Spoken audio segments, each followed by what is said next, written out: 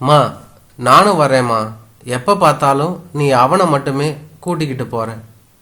என்னைய எங்கேயுமே கூட்டிகிட்டு போகிறதே இல்லை.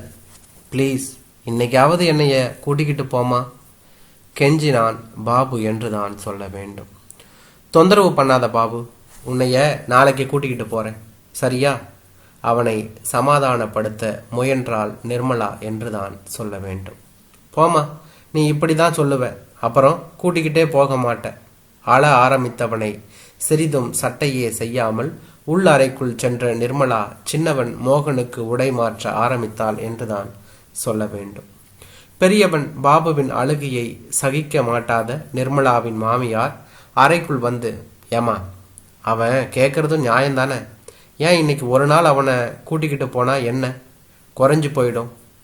சற்று கோபமாகவே கேட்டாள் என்றுதான் சொல்ல வேண்டும். கௌரவம் குறைஞ்சிட்டு தான் போகும் வெடுக்கென்று நிர்மலா சொல்ல, என்னது, கௌரவம் குறைஞ்சு போயிடுமா? எப்படி என்று கேட்டாள். பின்ன இதா இந்த சின்னவனை பாருங்க, எத்தனை அழகா குண்டா புசு புசுன்னு பார்த்தாலே எடுத்து கொஞ்சலாம் போல இருக்கான். இதோ அவனை பாருங்க, நம்பியா பஞ்சத்தில் அடிப்பட்டவனாட்டம், கையும் காலும் குச்சி குச்சியா. சே, பார்க்குறவங்க கேட்குறாங்க, குழந்தைக்கு சோறு கீறு போடுறியா இல்லை நீயே சாப்பிடுக்கிறியான்னு. எங்களுக்கு நாக்க பிடுங்கிக்கலாம் போல இருக்கு. அதான் போகிற இடத்துக்கெல்லாம் இவனை கூட்டிக்கிட்டு போயிடுறோம் என்று சொன்னார் என்று தான் சொல்ல வேண்டும். என்னம்மா இப்படி பேசுகிற? அதுவும் நீ பெத்த பிள்ளை தானேம்மா என்று சொன்னார். யார் இல்லைன்னு சொன்னாங்க? நீங்களே பாருங்க, நானும் சரி அவரும் சரி எவ்வளவு புஷ்டியாக இருக்கும். எங்களோட இவனை கூட்டிக்கிட்டு போய் இவன் தான் எங்கள் மூத்த பையன்னு சொல்கிறதுக்கே கேவலமாக இருக்கு என்று சொன்னார். தாய் சொல்வதை கேட்டுக்கொண்டிருந்த பாபுவின் மனம் நொந்து போனது. தன் உடம்பையும் கை கால்களையும் ஒரு முறை குனிந்து பார்த்து கொண்டான். அம்மா சொல்வது உண்மைதான், 8 வயசுக்கு இந்த உடம்பு குறைச்சல் தான் என்பதை புரிந்து கொண்டு சோகமானான். அம்மா, நான் என்னம்மா செய்வேன்? நானும் மற்றவங்க மாதிரி தான் சாப்பிட்றேன், தூங்குறேன். அந்த சாமி தான் என்னைய ஒல்லியாக பிறக்க வச்சிடுச்சு. அது என்னோட தப்பாமா என்று அவன் மீண்டும் ஒரு முறை கேட்டான். அம்மாவும் அப்பாவும் தம்பி மோகனை அழைத்து கொண்டு சென்றதும் பாட்டியின் மடியில் அமர்ந்து கொண்டு கார்ட்டூன் பார்த்த பாபு அவனையும் அறியாமல் உறங்கி போனான் என்று தான் சொல்ல வேண்டும். கனவுலகம் அவனை கை நீட்டி வரவேற்றது. சற்று குன்றாயிருந்த சாமியார் ஒருவர், தம்பி, நீ நல்லா சாப்பிடு, எதையும் வேண்டான்னு தள்ளாம முடிந்த வர விலங்கு, அப்போதுதான் நீ நல்லா புஷ்டியா பலமுள்ளவனா ஆவாய் என சொல்லி வெறி கொண்டவன் போல சாப்பாடு, இட்லி, பூரி, தோசை என வகை வகையாக உணவுகளை விழுங்கி தள்ளுகிறான் பாபு. அடுத்த நிமிடமே மடமடவென குண்டாகி ஹுர் என்று கத்துகிறான்.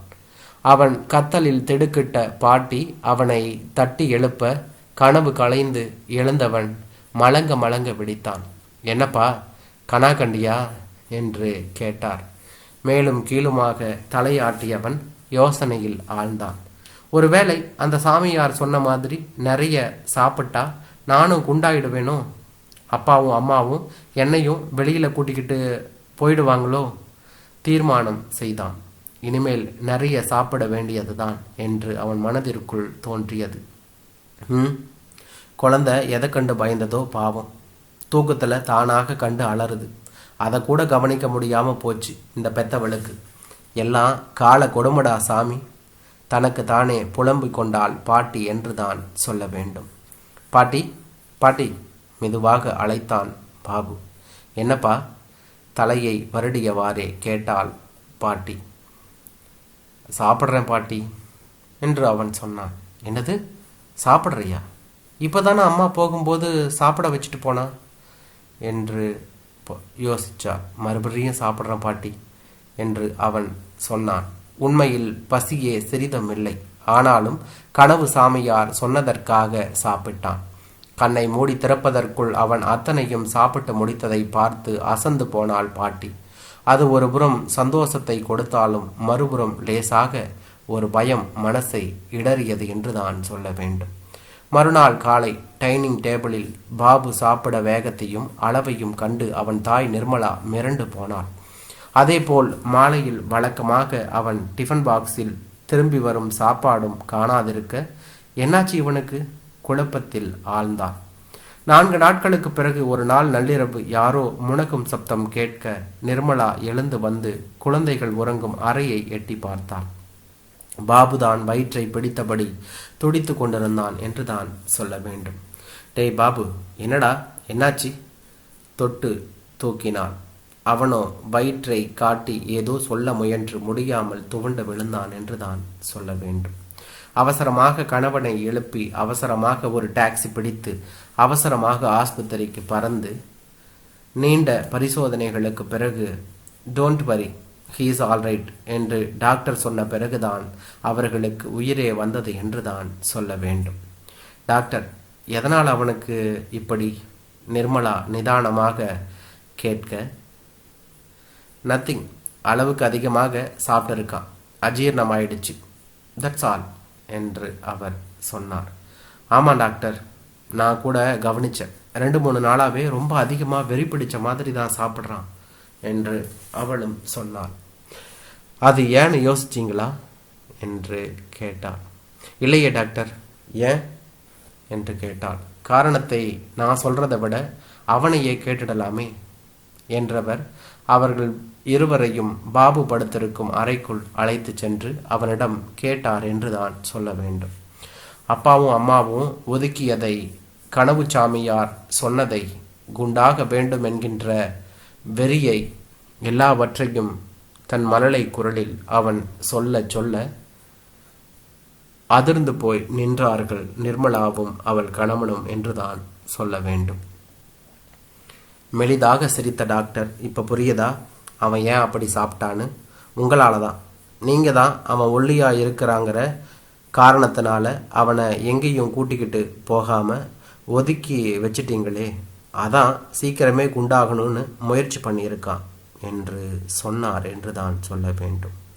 தங்கள் தவறை உணர்ந்த அவர்கள் இருவரும் சாரி டாக்டர் என்றபடி நெற்றியில் அடித்து கொண்டார்கள் என்று தான் சொல்ல வேண்டும்.